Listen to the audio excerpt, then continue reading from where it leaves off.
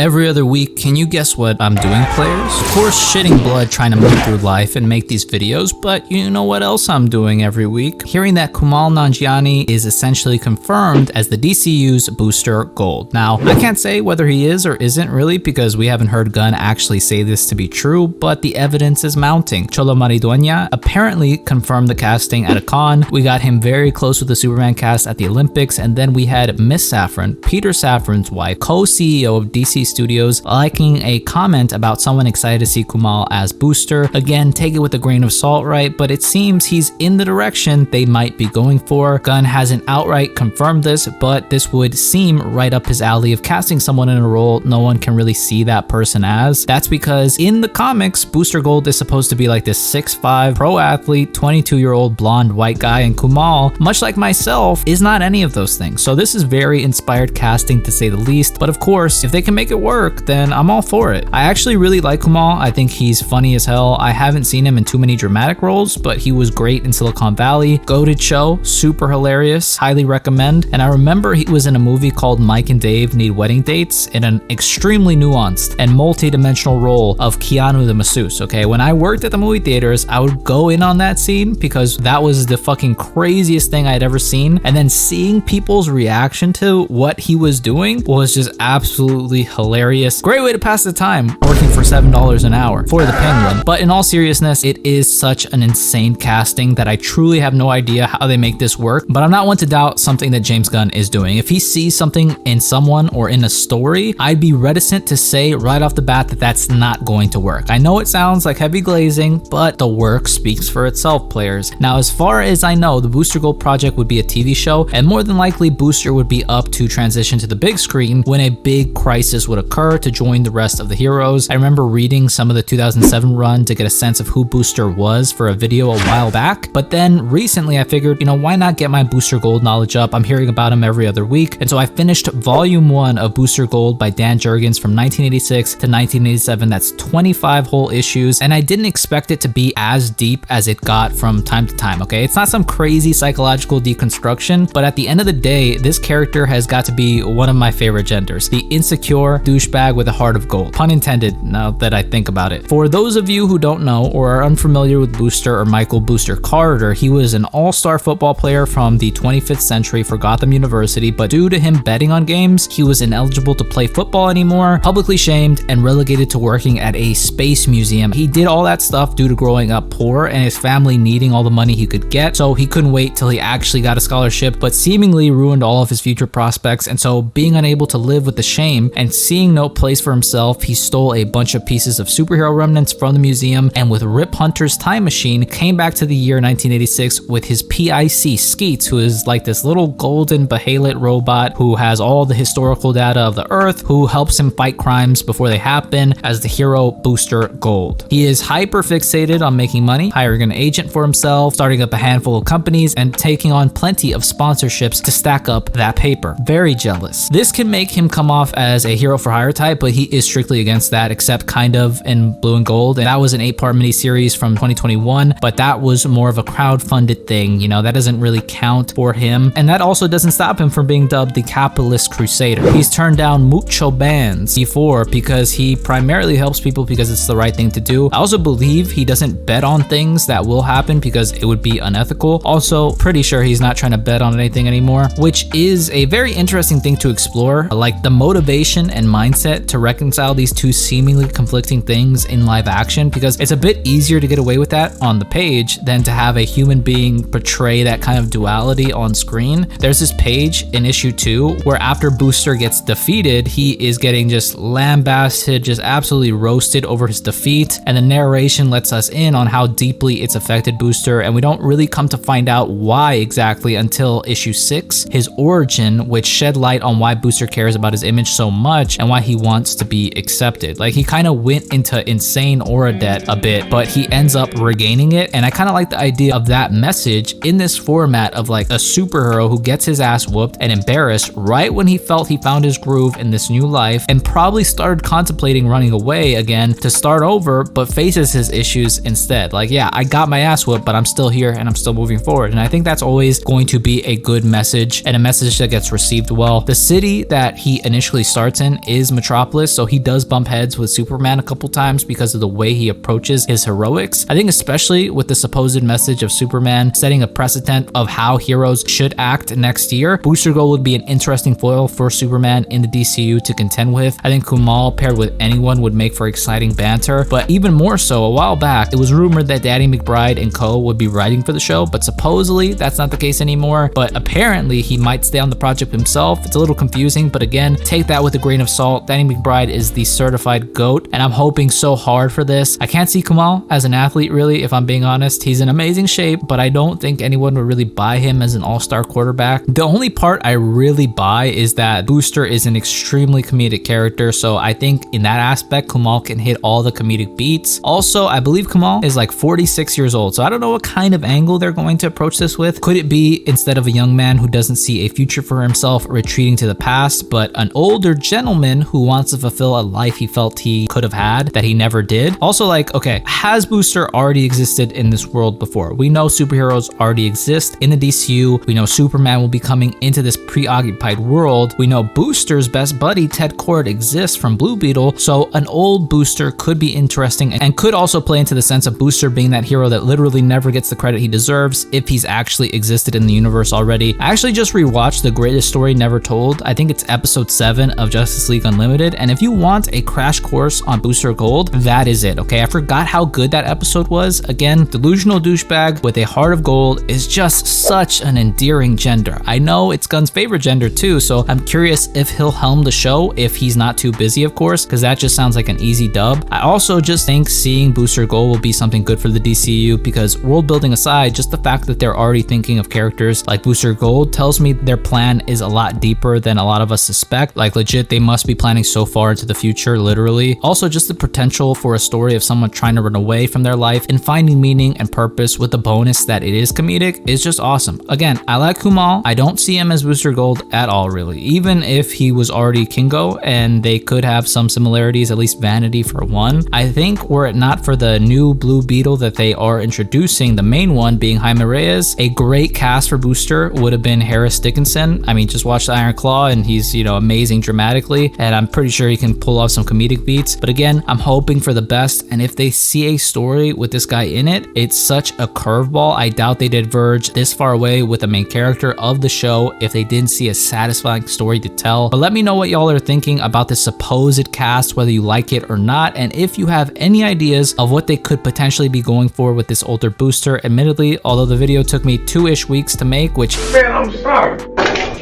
Yo, I will be doing weekly videos again. I don't know if I'll take a 2-week break at some point because I already took like a 1-week break technically, but I was like scrambling to make this video for those 2 weeks, so it didn't really feel too much like a break. But still, back to regularly scheduled programming. There is some Booster Gold that I still need to catch up on, like Booster Gold Volume 2 from 2007, then a lot of the early Justice League International from the 80s. So if you have any Booster Gold recommendations, please let me know. I'm all ears. But that's pretty much it. If you liked the video, leave me a thumbs up, comment down below, and if you want, subscribe. I always appreciate it. Thank you guys so much for watching. I hope all of you guys are well, and I'll see you in the next one.